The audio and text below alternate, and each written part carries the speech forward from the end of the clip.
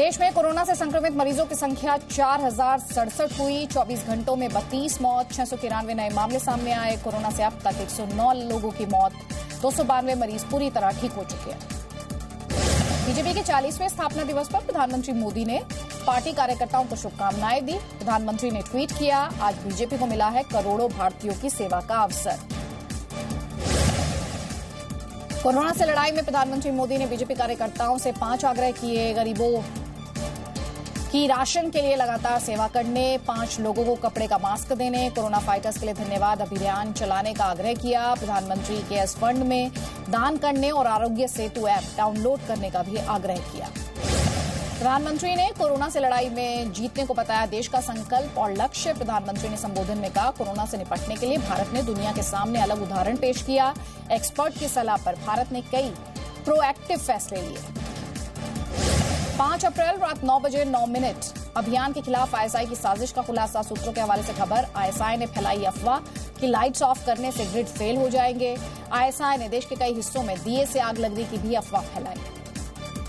सूत्रों ने बताया, कोरोना काल में आईएसआई ने अफगानिस्तान में बड़े आतंकी हमलों के लिए कहा। आईएसआई ने कश्मीर में भी आतंकियों को सुरक्षा बलों पर हमले के लिए कहा। कश्मीर में अब कोरोना आतंकवाद का खतरा। सूत्रों का कहना कि कोरोना मरीजों को सीमा पार धकेल रहा है पाकिस्तान। भारतीय सेना पर कोरोना का हमला करने की फिराक में है पाकिस्तानी आर्मी। उत्तराखंड के हरिद्वार जिले के 3 गांवों को पूरी तरह से किया गया लॉकडाउन। करीब 20,000 लोगों को किया गया क्वारंटाइन। तीनों ही गांवों के सैकड़ों लोग दिल्ली के निजामुद्दीन मरकज में शामिल हुए थे। तबलीगी जमात के लोगों ने पहले गाजियाबाद, अब फिरोजाबाद में भी मेडिकल स्टाफ से की बदसलूकी। निजामुद्दीन मरकज से फिरोजाबाद लौटे लोगों को क्वारंटाइन करने के लिए पहुंची मेडिकल टीम पर पथराव किया गया। ओडिशा के कटक में पेट्रोलिंग के दौरान पुलिस टीम पर पत्थरबाजी की गई। पुलिस ने किया लाठीचार्ज, 15 लोग गिरफ्तार। कोरोना फैलाने के आरोपी संगठन तबलीगी जमात के समर्थन में कांग्रेस नेता हुसैन दलवई कहा, तबलीगी जमात ने कभी देश विरोधी काम नहीं किया। तबलीगी जमात से पहले विश्व हिंदू परिषद को बैन किया जाए। कोरोना फैलाने के आरोपी तबलीगी जमात और मौलाना साहब के समर्थन में मौलाना अली कादरी की धमकी। बोले, जमात के खिलाफ साजिश बंद नहीं हुई तो टीवी रिपोर्टर्स का बाहर निकलना मुश्किल हो जाएगा। अली कादरी ने कहा, टीवी चैनल पर मौलाना साहब का नाम इज्जत से लो और मुस्लिमों के खिलाफ साजिश बंद करो।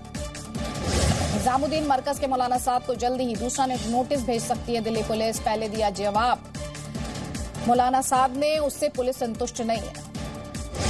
तबलीगी जमात के खिलाफ बीएमसी का कड़ा अल्टीमेटम। निजामुद्दीन मरकज में हिस्सा लेने वाले फौरन 1916 पर फोन करके जानकारी दे। जानकारी छिपाने वाले जमातियों पर आईपीसी महामारी एक्ट में होगी कड़ी कार्रवाई।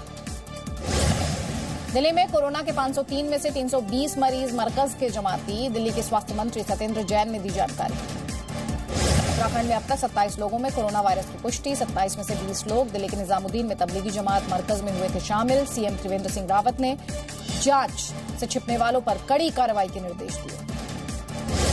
सिंगर कनिका कपूर की छठी रिपोर्ट भी आई नेगेटिव। कनिका को अस्पताल से मिली छुट्टी। अस्पताल से निकलकर अभी उन्हें 14 दिन घर में क्वारंटाइन में रहना है।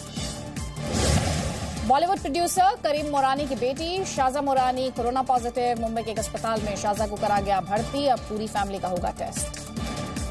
राजस्थान में कोरोना पॉजिटिव का आंकड़ा पहुंचा 274। आज सुबह तक 8 नए केस आए सामने। डूंगरपुर में 2, झुंझुनू में 5 नए मरीजों की पुष्टि। कोटा से भी आया पहला केस पॉजिटिव।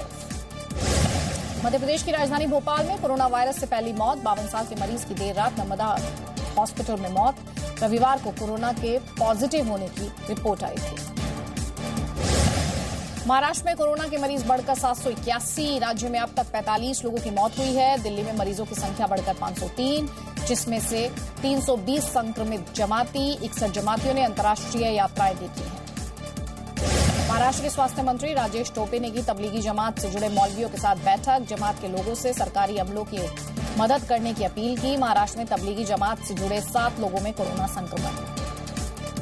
निजामुद्दीन मरकज से लौटे 12 जमातियों पर लखनऊ पुलिस की एफआईआर। लखनऊ कैंप के पास छिपे 12 में से 8 जमाती कोरोना पॉजिटिव। जमातियों से सेना के अफसरों में संक्रमण फैलने का खतरा था। कोरोना वायरस के हवा में फैलने के कोई सबूत नहीं। Indian council of medical research ने दावा किया। हवा से फैलने की बात को गलत बताया गया।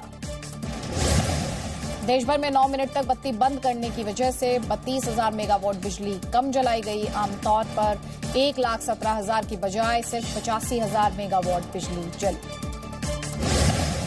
रात 9 बजे लाइट बंद होते ही दिल्ली में बिजली की खपत में 726 मेगावाट की गिरावट। दिन का न्यूनतम बिजली लोड 1235 मेगावाट रात 9:08 पर दर्ज किया गया।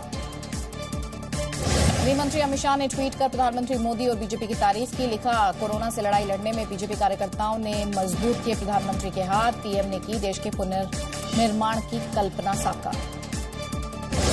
लॉकडाउन तोड़ने वालों पर ड्रोन से नजर रख रही है पुलिस। यूपी के मुरादाबाद, उत्तराखंड के देहरादून, पंजाब के मोगा और केरल के कोझिकोड में ड्रोन कैमरे से रखी जा रही है नजर।